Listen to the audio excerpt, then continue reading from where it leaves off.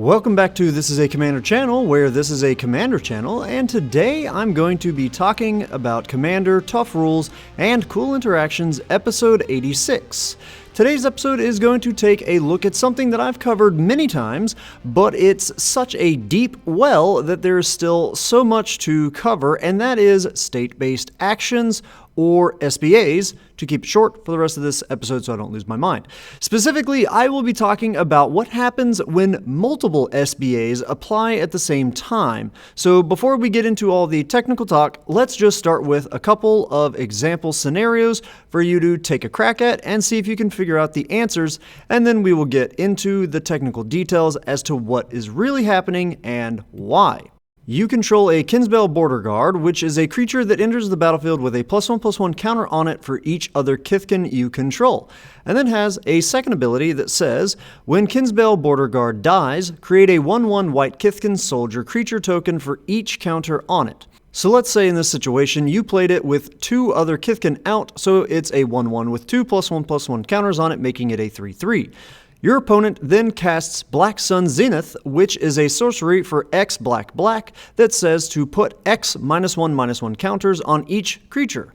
In this case, your opponent puts 3 mana into the value of X for the Zenith, so what will happen with your Kinsbell Border Guard?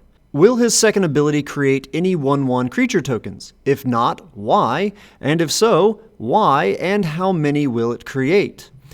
And now, another scenario, you control a Mikaeus, the Unhallowed, and he's got a lot going on, but the only ability we really care about here is his third one that says, other non-human creatures you control get +1/+1 and have Undying.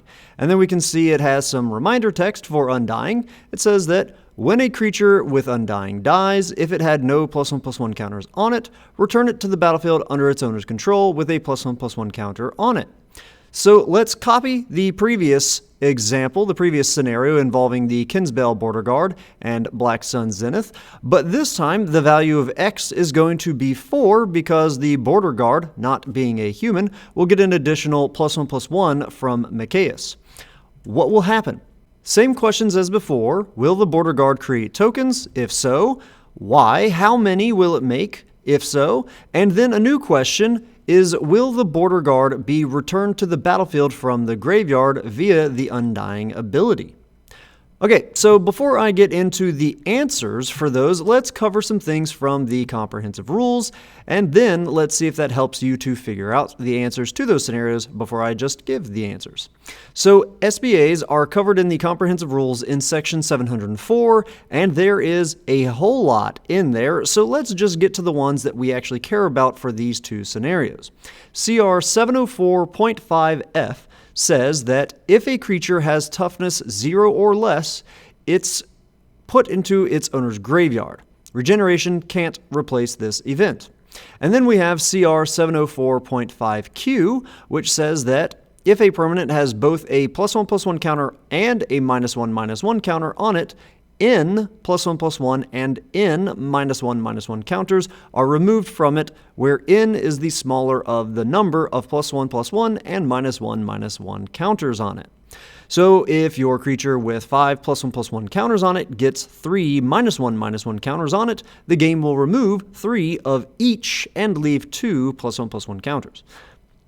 Also, a little fun fact, the next SBA in the comprehensive rules for section 704.5R was created for, and still only exists for, one specific card in Magic the Gathering, which is Rasputin Dreamweaver. Interesting little card if you want to go look that up. Okay, back to the actual questions at hand. Now we have two SBAs here, one that sends creatures with toughness of 0 to the graveyard, and one that says we're removing counters. And clearly the confusing part here is that we have abilities that care about creatures going to the graveyard from the battlefield and whether or not they have counters on them.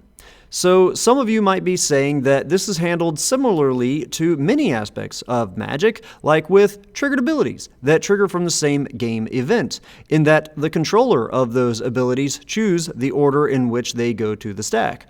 Or like with how replacement effects, that the affected player chooses the order in which those things are replaced.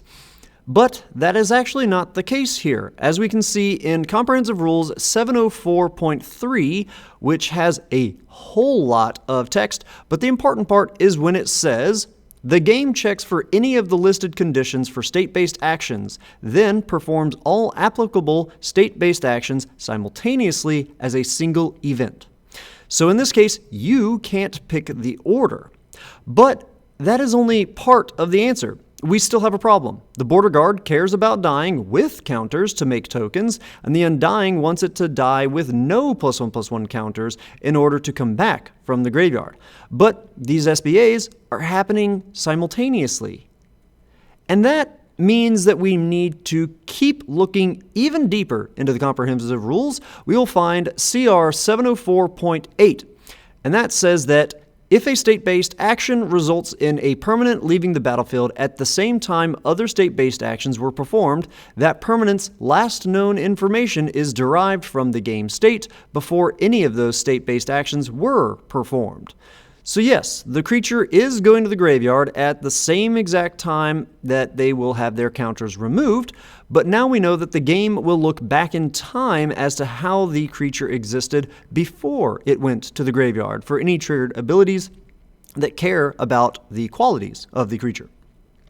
So this means that in scenario 1, the border guard will have the 2 +1/+1 counters on it, as well as the 3 -1/-1 counters, meaning that it will make 5 1/1 creature tokens.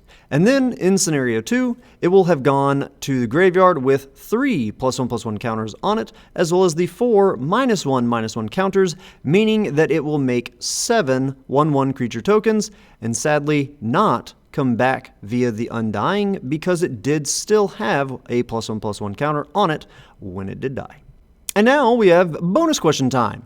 We're going to copy scenario 1 again, so we have a border guard with 2 +1/+1 counters on it, and an opponent is casting an X=3 Zenith, but this time we also have a shield counter on the border guard. For more information on shield counters, you can look into section 122.1c of the Comprehensive Rules, but the short version of it is that if this permanent would be destroyed as the result of an effect, instead remove a shield counter from it, and if a damage would be dealt to this permanent, prevent that damage and remove a shield counter from it.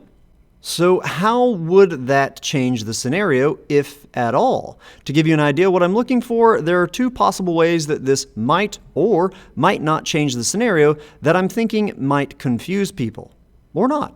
Maybe it will, maybe it won't. I don't know.